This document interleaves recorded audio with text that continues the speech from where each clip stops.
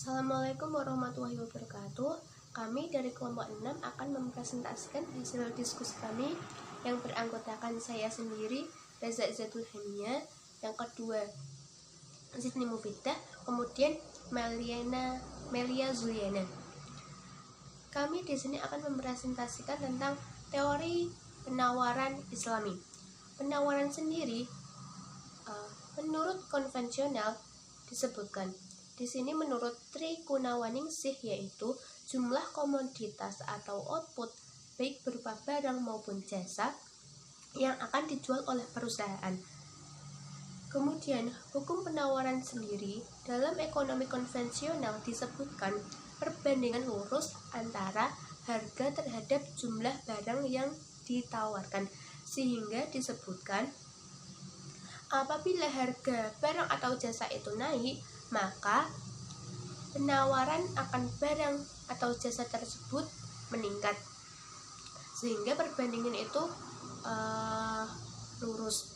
Kemudian faktor-faktor yang mempengaruhi penawaran sendiri, yang pertama harga barang lain, yang kedua biaya produksi, yang ketiga tujuan produksi dari perusahaan, yang keempat teknologi yang digunakan.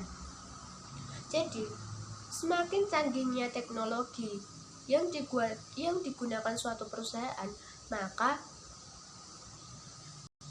barang yang diproduksi tersebut akan semakin banyak, sehingga besar kecilnya perubahan penawaran itu dipengaruhi oleh besar kecilnya perubahan harga.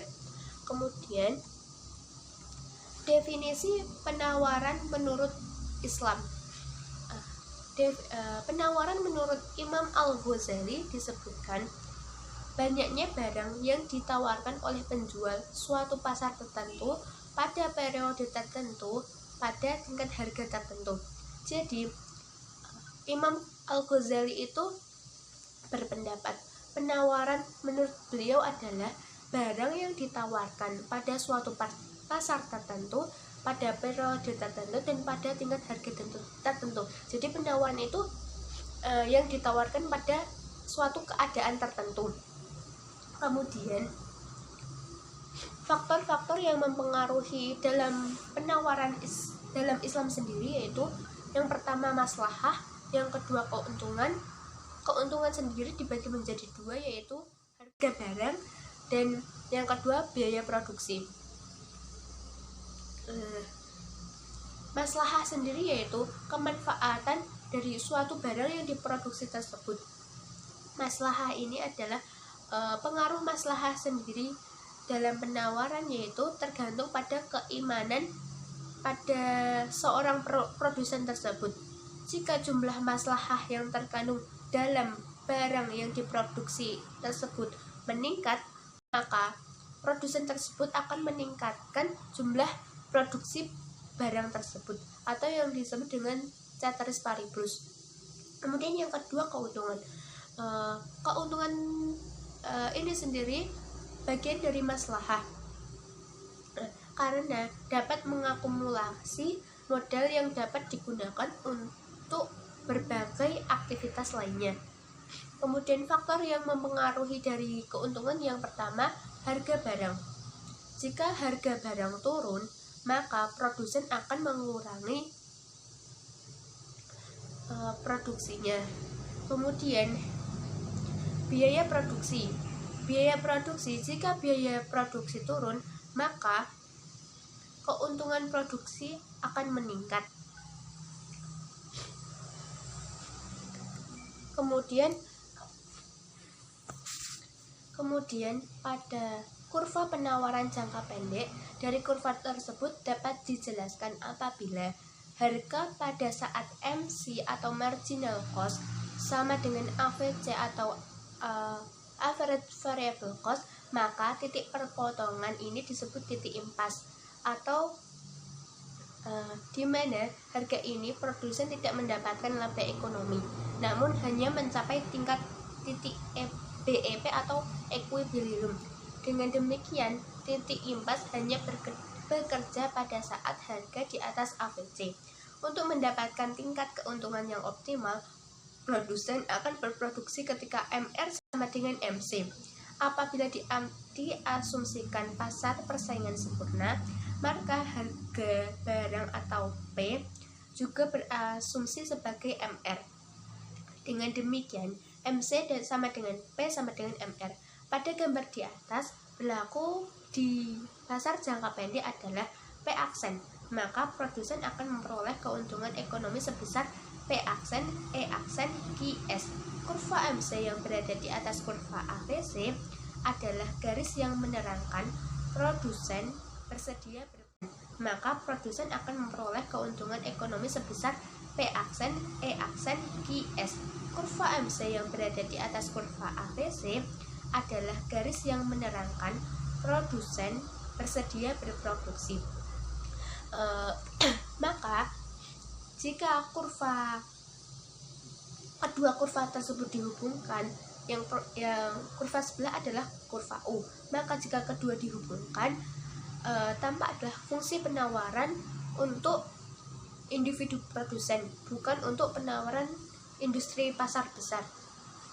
Kemudian pada kurva yang ketiga yaitu tersebut digambarkan ada 3 kurva penawaran jangka pendek di sektor industri, maka dapat dirumuskan lewat penjumlahan horizontal seluruh kurva penawaran jangka pendek pada masing-masing penawaran perusahaan. Kedua kurva tersebut biaya marginal hanya berlaku bila harga produsen perusahaan pada panel A akan berproduksi sebanyak P1A jika harga yang berlaku di P1 dan bila harga berada di P2 maka perusahaan akan berproduksi sebesar Q2A. Begitu pula dengan perusahaan B. Jadi kedua perusahaan ini diasumsikan sama. Maka penambahan secara horizontal merupakan penawaran industri atau sigma M sama dengan C. Sekian presentasi dari kami. Dari saya, wassalamualaikum warahmatullahi wabarakatuh. Assalamualaikum warahmatullahi wabarakatuh. Nama saya Zidni Mufidah, NIM 81. Saya akan menjelaskan yang pertama yaitu total cost. Di mana total cost yaitu jumlah biaya yang dikeluarkan sebuah perusahaan untuk memproduksi seluruh barang yang diproduksi perusahaan tersebut. Nah, total cost sendiri itu terdiri dari fixed cost atau biaya tetap dan variable cost atau biaya variabel. Di mana fixed cost yaitu jumlah biaya yang dikeluarkan oleh perusahaan bersifat tetap. Jadi berapapun hasil produksi sebuah perusahaan, biaya itu akan tetap dan tidak berubah. Sedangkan variable cost yaitu jumlah biaya setiap unit yang dikeluarkan itu sesuai dengan jumlah output atau tingkat produksinya. Jadi semisal sebuah pabrik itu memproduksi barang sejumlah 500.000. Nah, bahan pokoknya itu untuk memproduksi barang tersebut itu seperti bahan pokok itu disebut biaya variabel. Jadi ketika kita memproduksi 500 unit, biaya variabelnya sejumlah 500. Tapi ketika memproduksi 1000 unit, maka biaya variabelnya juga akan meningkat sesuai dengan output yang dihasilkan. Sedangkan contoh untuk biaya tetapnya yaitu seperti sewa lahan untuk pabrik atau itu jadi berapapun output yang dihasilkan pabrik tersebut, biaya sewa setiap bulannya atau setiap tahunnya itu bersifat tetap. Sedangkan dalam kurva bisa ditunjukkan seperti ini. Selanjutnya yaitu saya akan menjelaskan marginal cost dan kurva penawaran, di mana marginal cost adalah biaya tambahan yang muncul seiring dengan bertambahnya output yang dihasilkan sebuah perusahaan. Nah, ketika harga sebuah perusahaan sama di bawah average variable cost atau biaya variabel rata-rata, itu penawaran yang dihasilkan itu nihil atau nol. Sedangkan ketika harga sama dengan average variable cost, maka barang yang ditawarkan itu Q2, dan ketika harga melebihi atau di atas average variable cost, maka kurva penawaran itu disebut dengan MT atau marginal cost. Yang selanjutnya yaitu saya akan menjelaskan tentang produser surplus atau surplus produsen, di mana produser surplus yaitu pendapatan tambahan atau pendapatan yang dihasilkan oleh seorang produsen itu meningkat atau lebih tinggi dari pendapatan yang sudah ditargetkan sebelumnya. Nah, semisal saya seorang produsen, saya menciptakan atau memproduksi sebuah produk, semisal satu produknya itu 5.000 dan saya menciptakan 10, berarti kan otomatis 50.000. Nah, di situ ternyata ada suatu hal yang menyebabkan pendapatan saya itu lebih tinggi. Semisal pendapatan saya menjadi 60.000, jadi kelebihannya itu 10.000. Nah, itu yang disebut dengan produser surplus. Cara menghitung produser surplus yaitu dengan TR dikurangi TVC atau total revenue atau total pendapatan itu dikurangi dengan total variable cost. Memaparkan materi tentang pengaruh pajak penjualan. Apa itu yang dinamakan pengaruh pajak penjualan? Yaitu semakin besar pajak yang harus dibayarkan oleh produsen, jumlah barang yang ditawarkan akan semakin menurun. Begitu pula sebaliknya, pajak yang harus dibayarkan oleh perusahaan akan dibebankan pada barang produksi, sehingga harga barang menjadi mahal. Maksudnya itu adalah pajak yang dikenakan atas penjualan selalu menambah harga barang yang ditawarkan, sehingga hanya mempengaruhi fungsi penawaran, sedangkan fungsi permintaan tidak mengalami perubahan sama sekali. Contohnya itu adalah contoh pajak itu yang pertama pajak makanan, pajak bangunan gitu. Yang selanjutnya itu adalah pengaruh zakat perniagaan dalam penawaran. Apa itu pengaruh perniagaan dalam penawaran?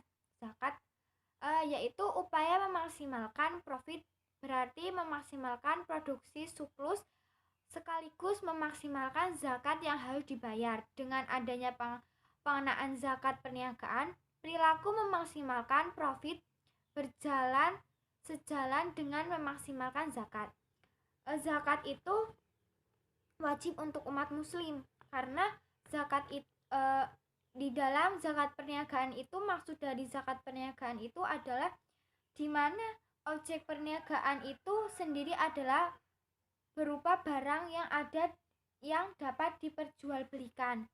Kayak kita mempunyai toko, kita wajib menzakati, karena kayak kita mempunyai toko itu toko itu banyak pembelinya, kita wajib menzakati.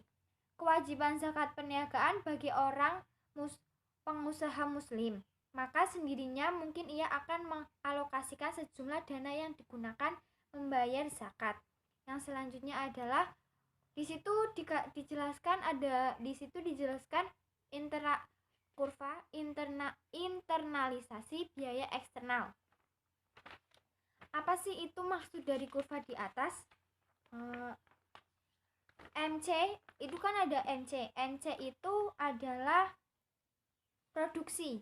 Jadi dalam penjelasan kurva yang ada di PPT itu adalah pandangan Islam marginal external cost merupakan tanggung jawab produksi karena tanpa ada proses produksi tentu tidak akan muncul external cost. Oleh karena itu MCE yang ada di kurva itu harus diinternalisasikan ke dalam komponen biaya produksi. Terima kasih paparan presentasi dari kelompok kami. Kurang lebihnya mohon maaf. Assalamualaikum warahmatullahi wabarakatuh. Marginal external cost merupakan tanggung jawab produksi karena tanpa ada proses produksi tentu tidak akan muncul external cost. Oleh karena itu MCE yang ada di kurva itu harus diinternalisasikan ke dalam komponen biaya produksi. Terima kasih paparan presentasi dari kelompok kami. Kurang lebihnya mohon maaf. Assalamualaikum warahmatullahi wabarakatuh.